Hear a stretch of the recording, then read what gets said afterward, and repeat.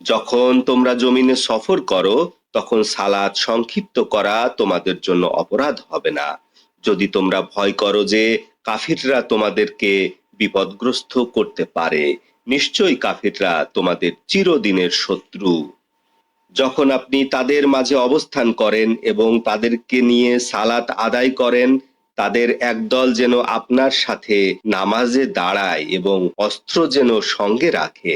এরা সিজদা করার পরে শত্রুর দিকে মুখ করে পেছনে অবস্থান করবে।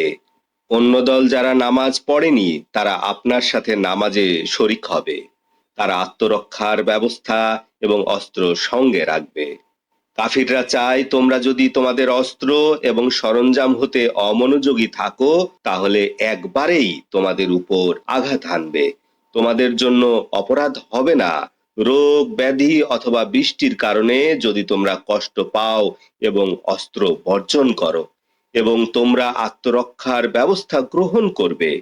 কাফিরদের জন্য আল্লাহ অপমানজনক শাস্তির ব্যবস্থা রেখেছেন।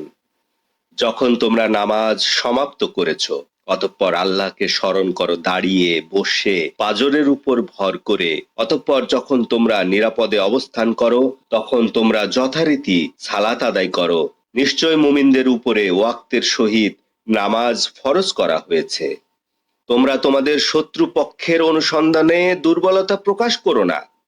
যদি তোমরা আঘাতপ্রাপ্ত হও নিশ্চয় তারাও তোমাদের মতো আঘাতপ্রাপ্ত হচ্ছে, এবং তোমরা আল্লাহর পক্ষ হতে যা আশা করো ওরা তা আশা করতে পারে না। আল্লাহ তাআলা জ্ঞানী কৌশলী। নিশ্চয় আমি আপনার প্রতি সত্য সহকারে কিতাব নাজিল করেছি, এজন্য যে আল্লাহ তাআলা আপনাকে যেভাবে দেখিয়েছেন সেভাবে আপনি মানুষদের মধ্যে বিচার ফয়সালা করবেন। কখনোই আপনি খেয়ানতকারীদের পক্ষ সমর্থনকারী হবেন না। আপনি আল্লাহর কাছে ক্ষমা চান, নিশ্চয় আল্লাহ তাআলা ক্ষমাশীল দয়ালু। আপনি ওদের পক্ষ সমর্থন করবেন না যারা বিশ্বাসঘাতকতা করেছে। নিশ্চয় আল্লাহ তাআলা বিশ্বাস ভঙ্গকারী পাপীকে পছন্দ করেন না। ওরা মানুষ হতে সত্যকে লুকায়, আল্লাহ হতে সত্যকে লুকাতে পারে না। তিনি তাদের সাথেই আছেন যখন তারা রাতের বেলায় আল্লাহর অপছন্দনীয় কথাবার্তায় লিপ্ত থাকে। আল্লাহ তাআলা তাদের সমস্ত কর্মগুলি ঘিরে রেখেছেন। তোমরা উহারাই যারা দুনিয়ার জীবনে তাদের পক্ষ অবলম্বন করে তর্ক করেছ। কিয়ামতের দিন তাদের পক্ষে আল্লাহর সাথে কে তর্ক করবে অথবা কে তার রক্ষক হবে? যারা পাপ করে অথবা নিজের উপর অত্যাচার করে তারপর আল্লাহর কাছে ক্ষমা চায় সে আল্লাহকে পায় ক্ষমাশীল দয়াময়। যে পাপ অর্জন করে নিশ্চয় সে উহা তার বিপক্ষে অর্জন করে। আল্লাহ তাআলা জ্ঞানী কৌশলী।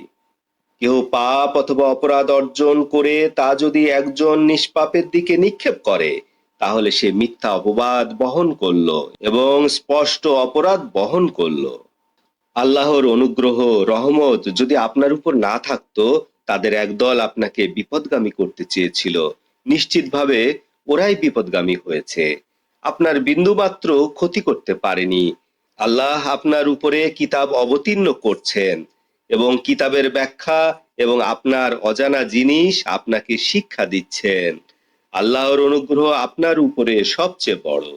ওদের বেশি পরামর্শ করার মধ্যে কোনো কল্যাণ নেই, বরং যে দানের জন্য আদেশ করে, সৎকর্মের জন্য আদেশ করে, মানুষের মধ্যে মীমাংসার জন্য আদেশ দেয় এবং যে এসব কাজ আল্লাহর সন্তুষ্টি অর্জনের জন্য করে, অতি শীঘ্র আমি আল্লাহ তাকে বড় বিনিময় দান করব।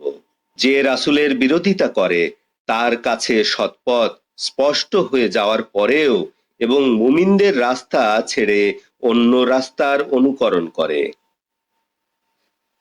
যে রাসূলের বিরোধিতা করে তার কাছে সৎপথ স্পষ্ট হয়ে যাওয়ার পরেও এবং মুমিনদের রাস্তা ছেড়ে অন্য রাস্তার অনুকরণ করে আমি তাকে ফিরিয়ে দিব যেদিকে সে ফিরতে চায়, এবং আমি তাকে প্রবেশ করাবো জাহান্নামে।